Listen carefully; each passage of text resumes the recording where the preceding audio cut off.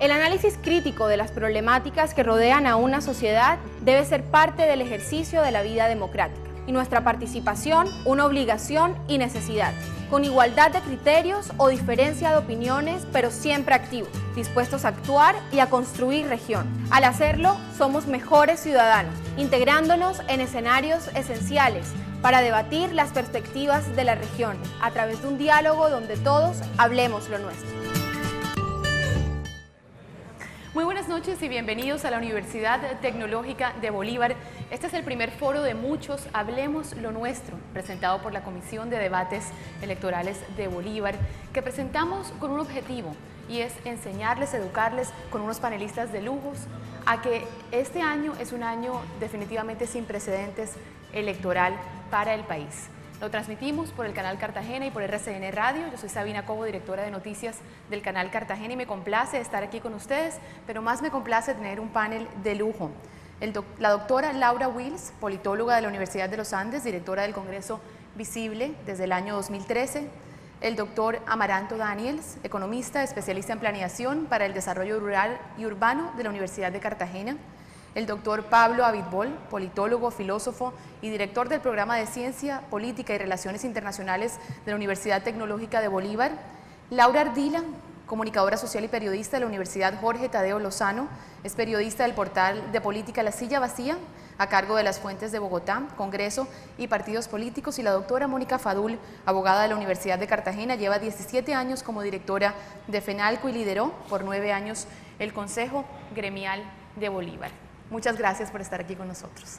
Sin duda, un momento excepcional para Colombia, porque se juega, además del Congreso, un nuevo Congreso, las elecciones 2014, la paz y la paz del país. Y eso lo vamos a analizar aquí en el canal Cartagena y por RCN Radio. Ya regresamos. Hablemos lo nuestro.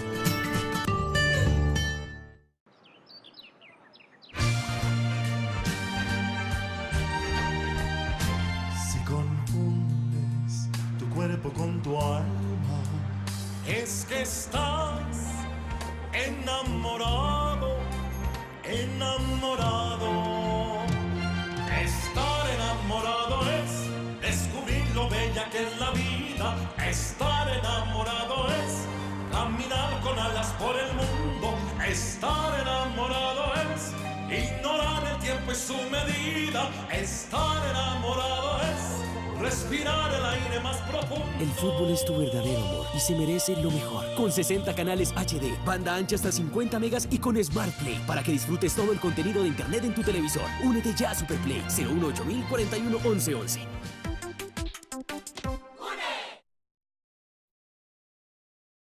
Canal Cartagena, los sentidos de tu ciudad. ¿Te has dado cuenta que parece que los perros nos entendieran? Jennifer Brace, sí. Cuando trabajaba en la nueva Escape, ella quería un sistema igual de intuitivo y dispuesto a complacer. Con Sync, si quieres escuchar una canción o hacer una llamada, diga un comando.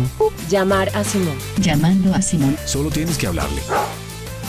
Nueva Ford Escape, la camioneta producto de las ideas. Esto es lo que pasa cuando vas más allá. Lo que antes era un privilegio de turistas, ahora a tu alcance. Cartagena Mía.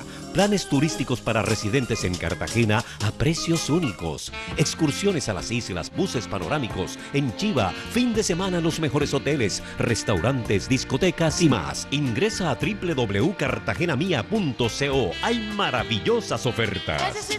Cartagena Mía. Conocerla más es quererla más. Organizan Corporación Turismo Cartagena de Indias y Alcaldía de Cartagena. En Cartagena, pero contigo. Flores en el jardín Y el agua por debajo. Hemos llevado el alcantarillado a más del 90% de los cartageneros y con el emisario submarino sanearemos nuestros cuerpos de agua. Las garzas y tortolitas y el alcatraz pipón vivirán ellos toditos sin contaminación. Aguas de Cartagena, más que agua, recibes vida. Hablemos lo nuestro. Gracias por quedarse con nosotros en este foro Hablemos lo Nuestro, presentado por la Comisión de Debates Políticos de Bolívar. Un panel de lujo que me acompaña, la doctora Laura Wills, doctora Amaranto Daniels, doctor Pablo Abitbol, Laura Ardila y doctora Mónica Fadul. La primera pregunta y el objetivo de este foro, por si no lo vieron en el primer bloque, es ¿qué se juega para nuestro Congreso durante el año 2014? Y es para la doctora Laura Wills. Nos gustaría, doctora, que nos ponga en contexto acerca de nuestros congresistas de Bolívar y qué ha sido lo que usted ha observado desde el Consejo Visible durante el 2014. Bueno, es importante hablar un poco de quiénes son o qué representación tiene Bolívar en el Congreso de la República. La Cámara de Representantes de Bolívar está integrada por 6 representantes a la Cámara. Pero también nosotros en Congreso Visible identificamos senadores que tienen un alto porcentaje de votaciones en el departamento. En este caso consideramos que 4 senadores que salieron elegidos en el 2010 acumulan una alta votación en el departamento. Desafortunadamente de esos 4 senadores, 2 perdieron su curul y hoy en día la silla está vacía por investigaciones que se les abrieron por vínculos con la parapolítica. Eso es un problema en la institución, dado que pierde representación el departamento.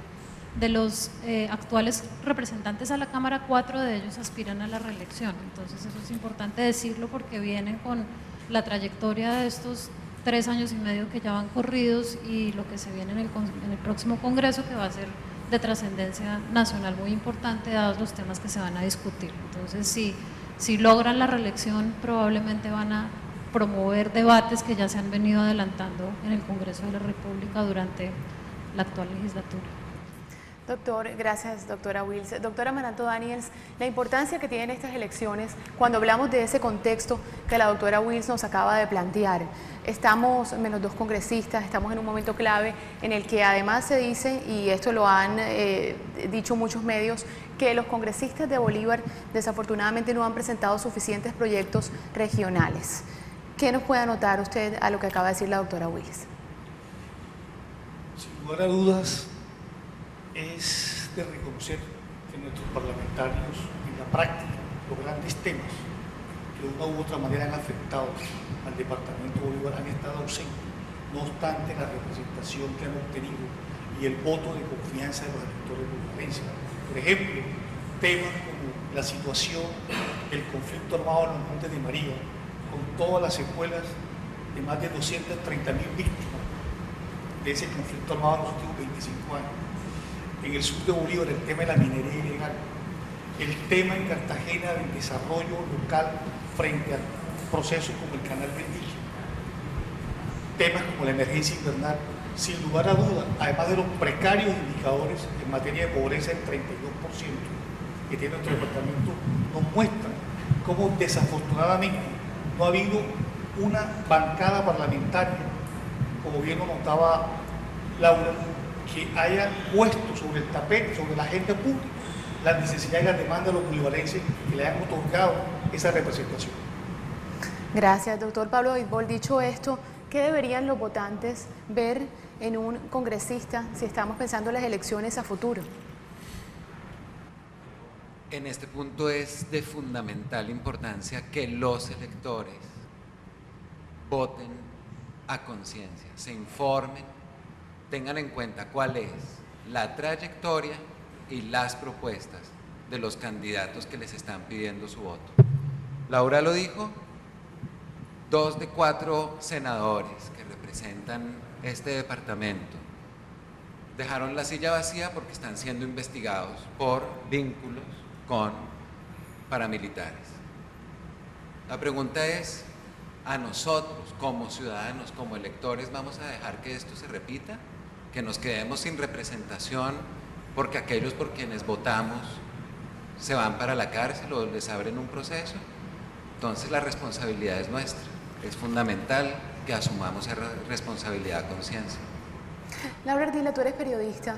Desde tu perspectiva mediática, ¿cómo influyen los medios este año en el proceso electoral?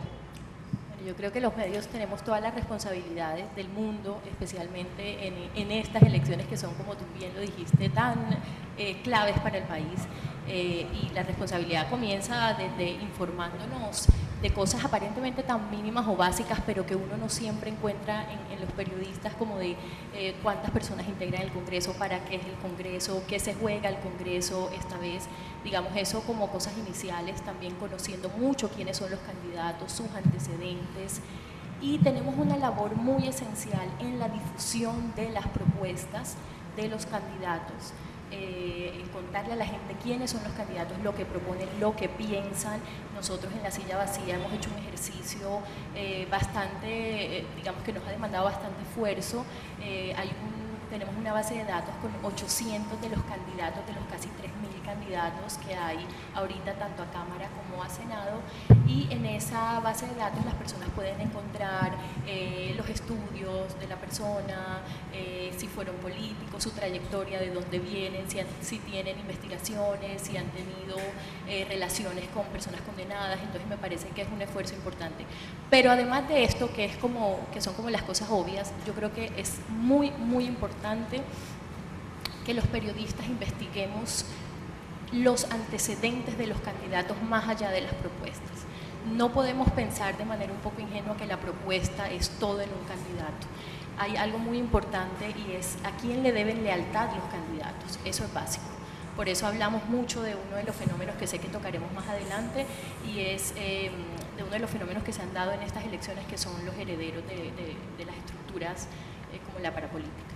Así es, dos puntos importantes que tenemos que tratar, y lo haremos un poco más adelante durante este foro. Uno de ellos se habla de los herederos de la parapolítica, también de las familias que siguen dentro de la política de una u otra forma, y el otro punto importante es la paz, que lo hablaremos más adelante. Pero volviendo al tema del Congreso actual, doctora Mónica Fadul, algo que me llama la atención cuando mencioné el hecho de que muchos de nuestros congresistas no traen proyectos regionales o no proponen proyectos regionales desde el sector público-privado. ¿Qué cree usted que le hizo falta al Congreso actual?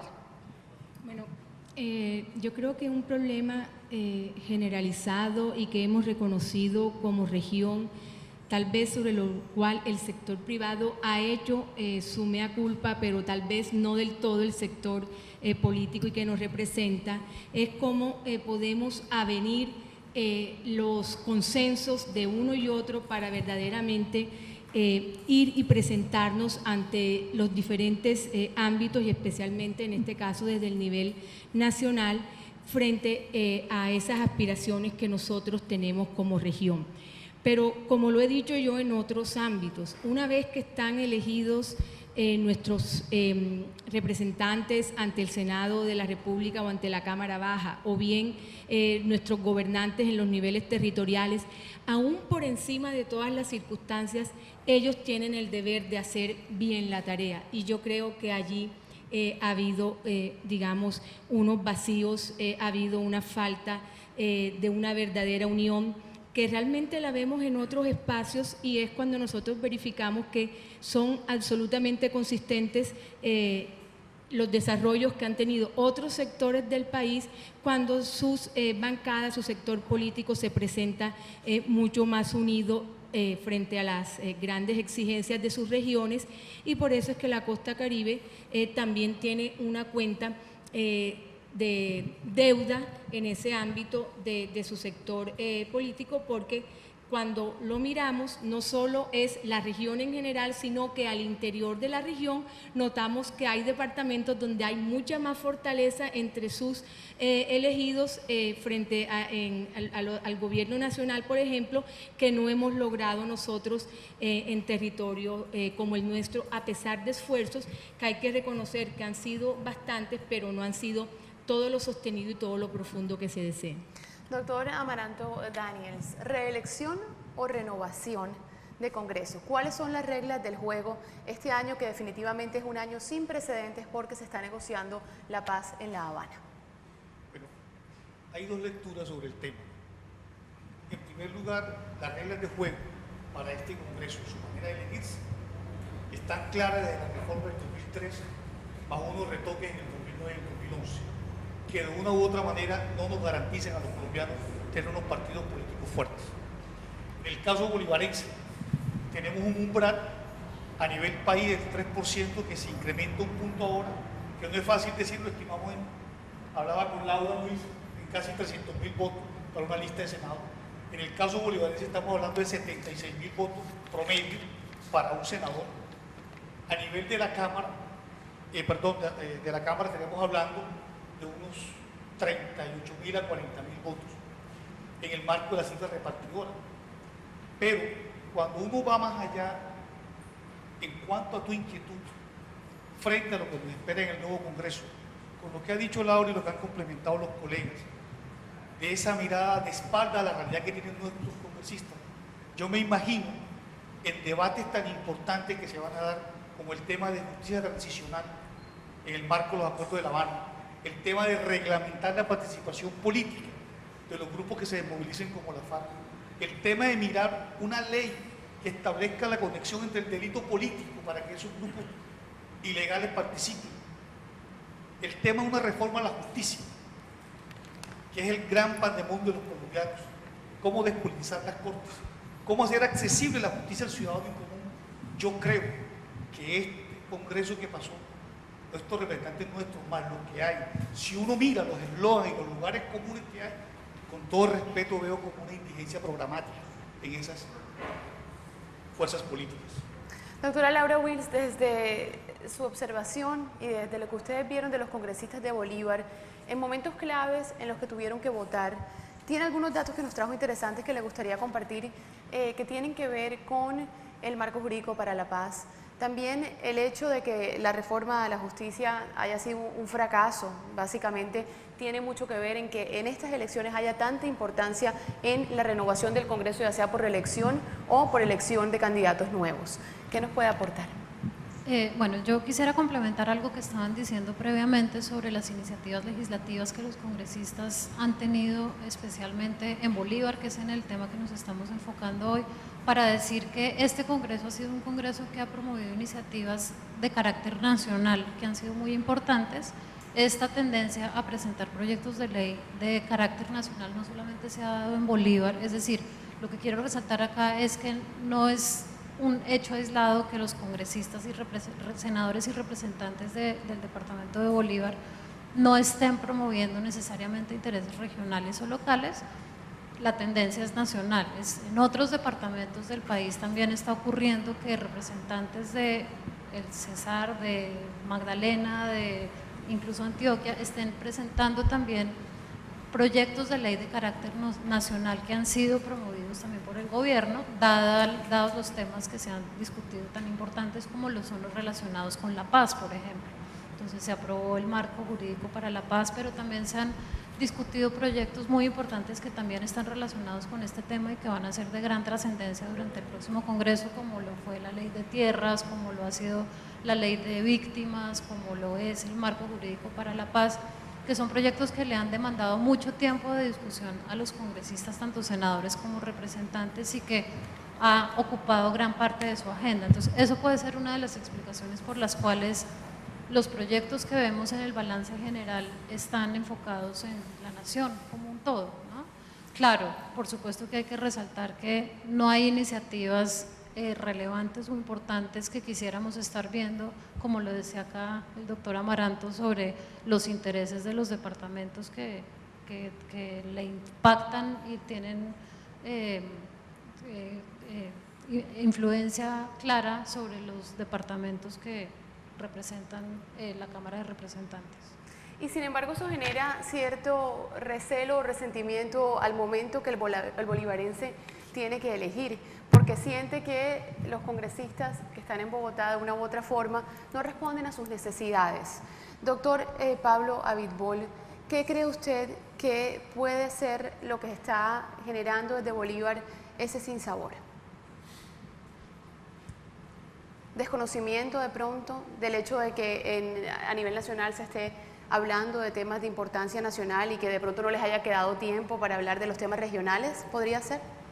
No, yo pienso que el principal sinsabor es no estar representados adecuadamente en los grandes temas de discusión política nacional.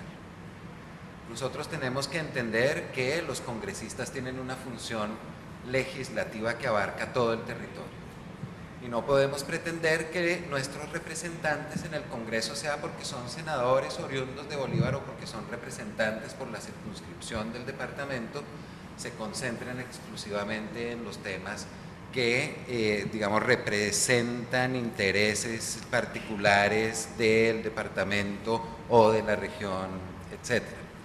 Eso es válido, quizás no sea lo prioritario en estos momentos. Como dice Laura, se han discutido y se han llevado adelante proyectos de ley fundamentales como tierras, víctimas, etc. De gran importancia para la historia del país. Lo que sí es motivo para pensar, para reflexionar sobre por quiénes vamos a votar es si estamos siendo adecuadamente representados en las discusiones nacionales. Y eso es algo que tenemos que explorar muy profundamente, tanto en la cabeza como en el corazón, cada uno de nosotros, de los ciudadanos que habitamos el departamento de Bolívar. Necesitamos que se nos represente bien en discusiones que van a ser históricas para el futuro de Colombia como nación. Me tengo que ir a una pausa, pero me gustaría dejarlos con esta pregunta para que la hablemos cuando regresemos de la pausa, y me gustaría dirigirme a ti, Laura Arcila, porque sé que desde la silla vacía has hecho una investigación muy extensa de las jerarquías políticas que estamos viviendo en este momento en Bolívar. Para ti, ¿qué es lo más preocupante que enfrentan estas elecciones y qué hace que el voto en blanco esté tomando tanto protagonismo? Bueno, particularmente en el caso de Bolívar, pero ha sido uno de los fenómenos, digamos, más que se ha dado más en estas elecciones en todo el país, pero muy especialmente en Bolívar, se están reconfigurando unas casas políticas cuyos patrones, cuyas cabezas estaban teniendo o están teniendo problemas con la justicia y se están reconfigurando con unos herederos. Y Bolívar es uno de los departamentos en donde más se está presentando este fenómeno, con varios candidatos que van a ser, por ejemplo, nombrados. Yo les quería mencionar, pasado mañana va a haber una rueda de prensa en la que León Valencia va a lanzar un informe de 50 páginas y va a decir precisamente esto. Me contaba León que va a mencionar a las familias Montes, Blel, etcétera, como las familias que están reconfigurando esta herencia parapolítica. De parte del periodismo, lo que hemos hecho en la silla vacía es mirar qué tanto estos candidatos aparentemente nuevos están heredando esas estructuras cuestionadas, ¿no? Qué tanto sus lealtades se van a deber a estas estructuras. Es lo que estamos planteando en la silla, digamos, no nos podemos anticipar a las gestiones de ellos en el Congreso, pero sí vamos contando a quién pertenecen, quiénes los apoyan, quiénes les hablan al oído. Nos parece una cosa clave, como decía al principio, que complementa el tema de las propuestas de cada uno de los candidatos. Y eso abre un debate que es sumamente controversial aquí en Cartagena y para todos los bolivarenses, yo pienso que también un tanto a nivel nacional, y es las familias de políticos, las jerarquías políticas, ¿son positivas, son negativas? ¿Puede un hijo de pronto heredar el liderazgo de su padre y no tener la culpa por lo que su padre ha hecho? Con eso los dejo, nos vamos a una pausa y ya regresamos. Hablemos lo nuestro. Estudiar es posible con Brilla de Surtigas. Escoge ya alguna de las universidades con las que Brilla tiene convenio o ingresa a la página web www.surtigas.com.co. Sin estudios de crédito, sin fiadores, sin cuota inicial, hasta en 6 cómodas cuotas. Recibe en tu hogar nuestra guía educativa y de tecnología. Y la buena noticia de 2014: aumentamos tu cupo de crédito Brilla. Más informes, línea 164. En Tigo sabemos que estás hecho de música. Por eso llegó Tigo Music.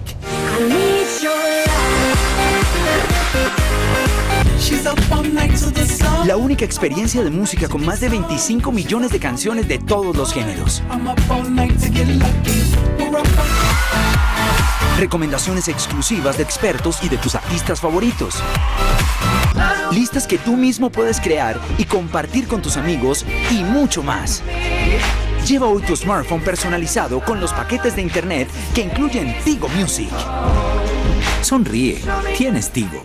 Con Confenalco hace crecer el artista que hay en ti. La Escuela de Música de Confenalco abre sus puertas a todos los cartageneros. Cursos de guitarra, piano, percusión, violín, canto, saxofón, danzas y otros más. Informes al 6723-800 o mercadeo y ventas @confenalco.com.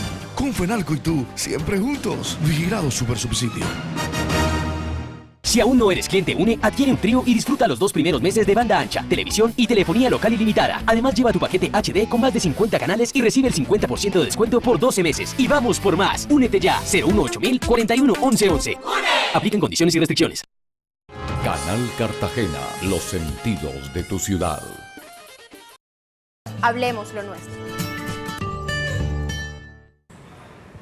Gracias por quedarse con nosotros. Estamos hablando de las elecciones 2014, muy en particular de la elección a Congreso que se está dando en un poco menos de 2 semanas aquí en Colombia y que tiene un marco muy interesante porque tenemos unas conversaciones de paz que se están llevando a cabo en La Habana, pero además tenemos un montón de casos que están generando mucha controversia aquí en el departamento de Bolívar. Y nos contaba antes de irnos a la pausa la doctora Laura Arcila de La Silla Vacía que ellos han hecho una investigación bastante extensa de esas familias que de una u otra forma tienen herencia política y que se las han dejado a sus hijos, en este caso, muy jóvenes, Laura.